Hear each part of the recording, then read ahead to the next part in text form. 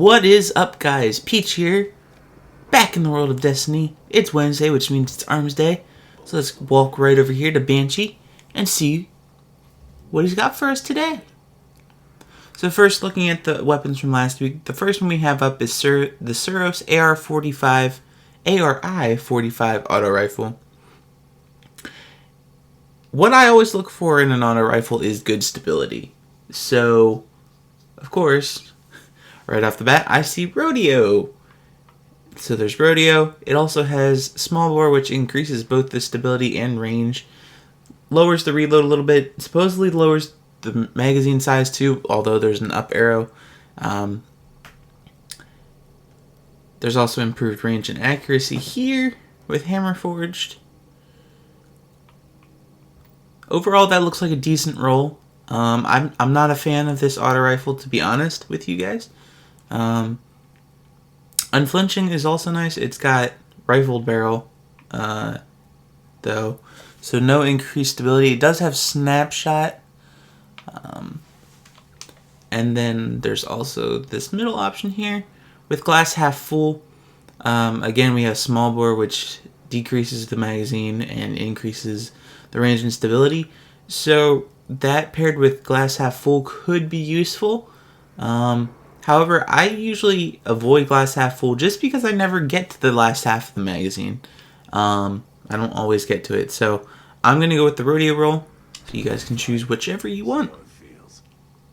Then we've got the Suros DIS-43 scout rifle. You know, this is another scout rifle I'm not a fan of.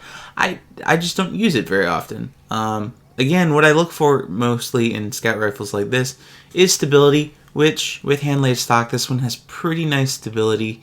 Actually, both this one with Icarus, which I don't really see the benefit to Icarus. Both that one and this one have hand-laid stock or snapshot, so the stability there is pretty nice. However, again, the perks aren't that great. This one has the best perk in my mind, triple tap.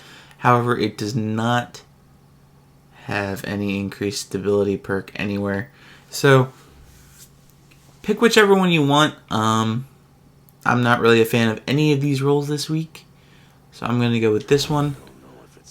So let me switch over to my Warlock real fast, and then we will see what else Banshee has for us.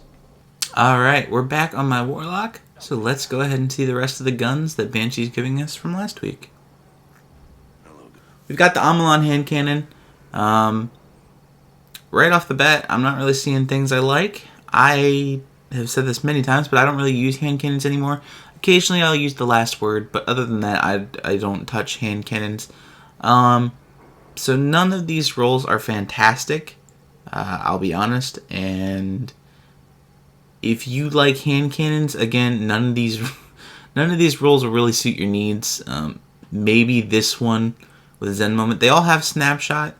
Other than that, this hand cannon really isn't all too great, so just choose whichever one you want, or you can just choose one at random and turn it into marks. So, the La Humility. Usually a pretty good pulse rifle. Unfortunately, this week, not too many good rolls. I always look for stability. None of them have stability perks, unfortunately, this week. So I'm probably actually going to go with this one, because we got rangefinder, so we got some extended range there. Army of One is pretty nice. And then we got snapshot. We could go hand-loaded to increase the range a little bit, but with rangefinder, we don't really need that. This first one here also has a pretty similar, actually it's the exact same thing, except it has surrounded, but when are you around 3 or more enemies in close proximity as compared to you can get some cooldown for your grenades in melee. This one's alright. It's also pretty much got surrounded, except a slightly different thing. And again, no good perks here in this third tree. So I'm personally going with this one. You can choose whichever one you want. And then finally the Strongbow D. Again, I don't like shotguns. I prefer sniping. So none of these have the greatest perks in the world. Just looking off their base perks, this one looks the nicest to me because we got Final Round and then Battle Runner. And we get a brief boost to the sprint's top speed with this. So not only that, and it has Final Round. So that's pretty nice. So that's the one I'm going to go with. Thanks. So that's that with weapons from last week. So let's look at Banshee's field test weapons this week. We've got the Amalon Test HC1 hand cannon to use against Vex. We've got the Suros TSP-10 pulse rifle to use against Hive. We've got the Hacky Test A to make double kills. You can do that in Crucible, or you can do that in regular Vanguard stuff.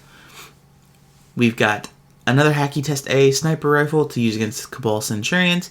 And finally, the Amalon Test RR1 sniper rifle to use against Fallen Captains. So all of these can be done in regular Vanguard activities, which is nice. These are the ones I prefer to do when I do them. So pretty easy ones to do this week too. And then we're looking at our Foundry orders for the next week. So first off, we've got the Suros ARI-41 auto rifle. This has a higher rate of fire, lower impact than the AR-45 that we got today. It's not quite like the bullet hose archetype as the Doctrine of Passing, but it should be pretty good, so I'd pick this one up if I were you. Then we've got the Amalon Thiessen FR4 fusion rifle. Alright for fusion rifles, it's got really high impact, a little bit of a lower charge rate. I don't really use fusion rifles that often, so I can't say whether this is good or bad. Stat-wise, it looks good to me, so why not pick it up and try it out. Then we've got the Hacky Geharris D hand cannon. This has a high impact, low rate of fire. Again, I don't really use hand cannons that much. As far as hand cannons go, it's pretty nice. Depending on the perk roll. However, it does have a smaller magazine, which tends to be a problem with the hand cannons right now. So then we've got the Amalon Ufrin HC4, another hand cannon. Very similar stats to the Hacky Geharris D, except that it can have a slightly larger magazine depending on the perk roll. So if that's your jam, go for it. And then finally, we got the Uzumi RR4 Amalon sniper rifle. This has the high rate of fire, very low impact sniper rifle. So the Paredes Revenge style sniper from year one. So if you want that, go ahead and pick it up. Again, I always prefer higher impact snipers as compared to lower impact snipers. So anyway, guys, those are your weapons this week. Hopefully you have fun with any of the ones that you choose to pick up. Also, hopefully you have fun in Iron Banner this week. And as always, peach out.